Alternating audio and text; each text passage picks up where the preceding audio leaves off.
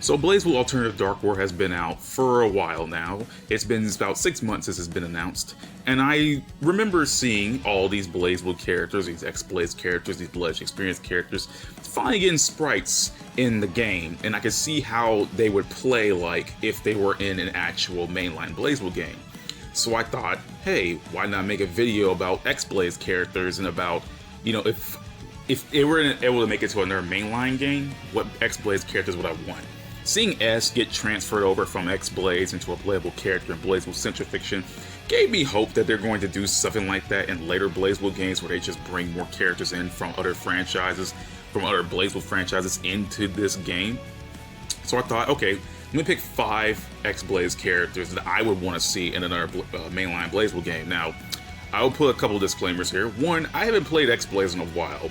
So if I don't go into mega detail about a certain character, that's probably why. It's been a while since I actually touched an XBlaze game. Yeah, it's been a while. It's been a while since I touched an XBlaze game, and I'm not going to go into a lot of detail about these XBlaze characters in order to make this video. I'm pretty much going to say, hey, which characters would I want to see in here? Now, I'm only going to pick 5. There's plenty of characters I could have picked, but I decided just to pick 5 because I feel like it'd be a simpler list to just tackle 5 and not go too wacky, out of control with the choices here. There are some honorable mentions that I may or may not put into this video. If I don't put it into the video, I will put it down in the comment section below if I remember to do so by the time I'm done with this video. So, yeah. Without further ado, let's talk about my top 5 XBlaze characters that I would want to see in a mainline BlazBlue game.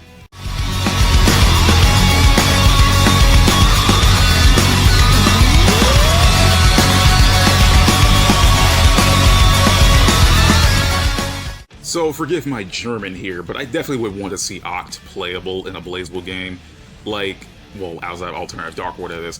Octo was always one of my favorite XBlaze characters from just the sheer design alone. I think that way they transfer her over to Alternative Dark War, she does have cool looking powers. Yeah, ice powers have been used in a lot of media, and hell, we got Jin Kisaragi and a bit of 9 in regards of ice powers, and there's Kokonoe who also uses an ice gun thingy.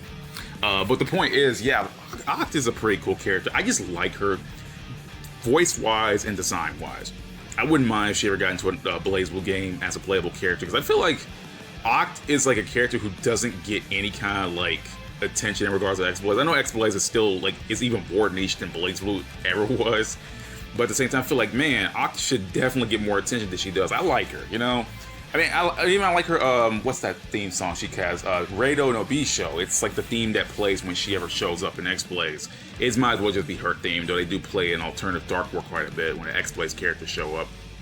But yeah, I definitely want to see playable in a BlazBlue game. Plus, she helps me out in Alternative Dark War, so you know, she's like one of the best, better units I have in there. But you know, that's a different topic for another time. I can't talk about Alternative Dark War all that much here. I can only talk about how they would look like and theoretically play like if they were in a BlazBlue game. I will say this, however, if she ever gets playable somehow, I want Kikuo to do her song, and it better tie back to Rado no Bisho, or I'm going to freaking cry.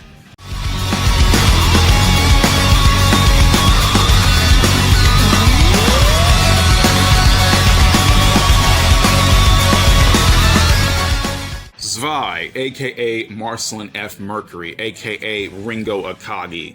You know what? She's actually has my favorite design of all the Mercury characters. That includes Celica, 9, and Kokonoe. She has actually my favorite design. I don't know what about her hits right, but it just, everything looks, she looks so cool. You know, she looks like pretty simple, you know, on the certain, well, you know, excluding all the crazy shit that's on her outfit, but she looks more outside the box, you know, like Celica doesn't look anything like 9 when you think about it, right? And so obviously Kokonoe is 9's daughter, and so we get to have the, you know, the pink hair gang going on. But like, you know, Kokonoe is obviously a cat woman, and 9's obviously a ghost witch person, even, you know, and disregarding herself when she was alive, when she looked pretty normal for a human. I don't know, something about Marlin just speaks out to me, you know. Like when I saw her getting as being one of the first playable units in BlazBlue Alternative Dark War, I was like, really? I was like, I was kind of happy because they chose her first. I mean, well, obviously she wasn't the first one they chose. They also chose Jedi and Octo. But considering that she was one of the first characters they showed off for BlazBlue Alternative Dark War, I was actually pretty excited to see what they were going to do with her.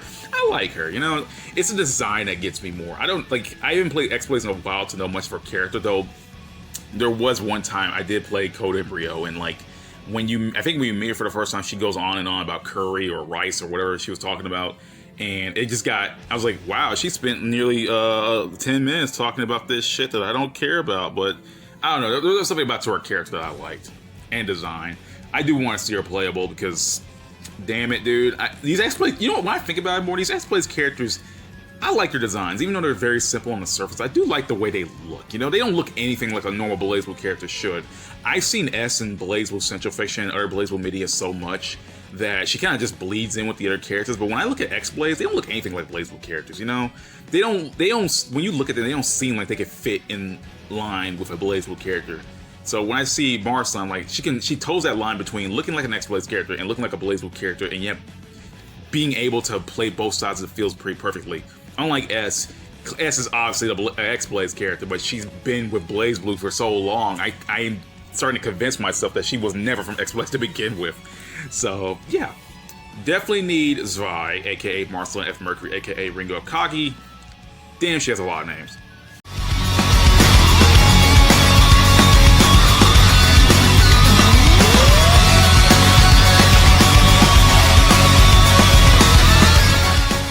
Now, while I'm not the biggest fan of Mei Amano Hokusaki in regards to personality and whatnot, I do like her skills for what I've seen in BlazBlue Alternative Dark War, and I do like some of her moveset.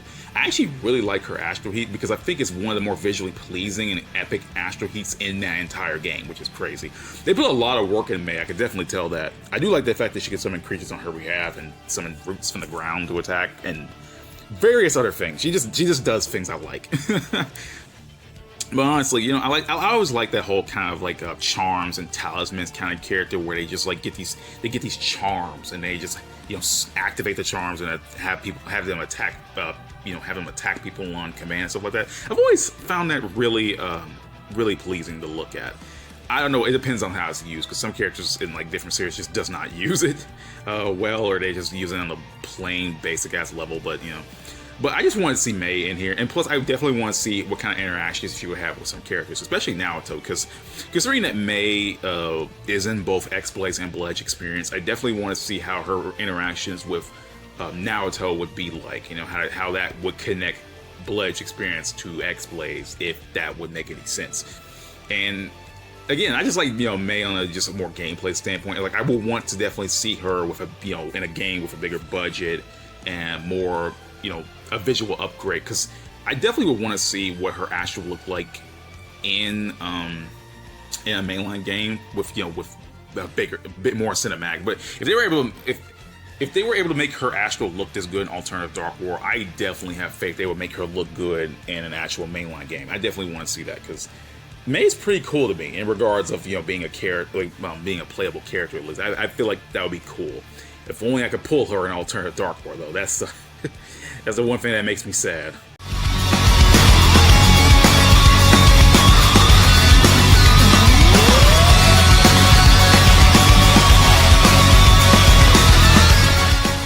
Now, honestly, I didn't know whether to choose between Ripper or Zex for this list, but I decided to go with Zex. Mostly because I like his design more than Ripper.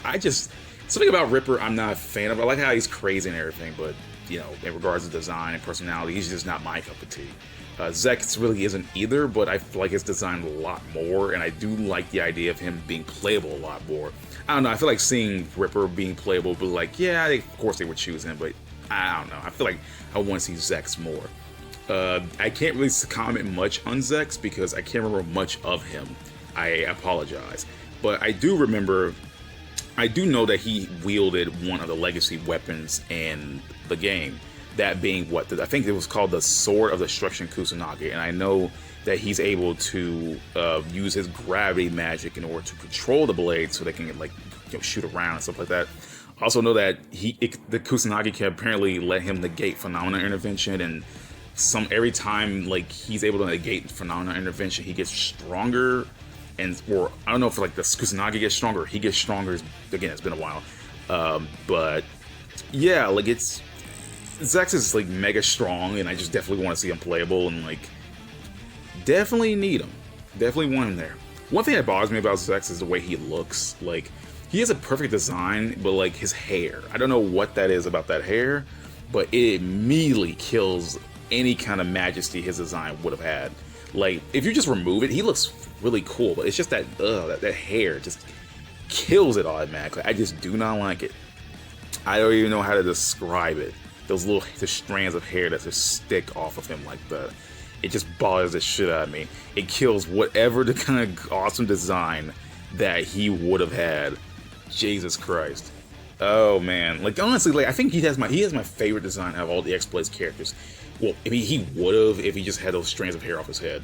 Like, honestly, like, or he could just have those black ball things off his hair. I probably would have forgave it more. It just looks off, and ugh. Poor Zex, man. Poor Zex. But I definitely would have wanted to see him playable though.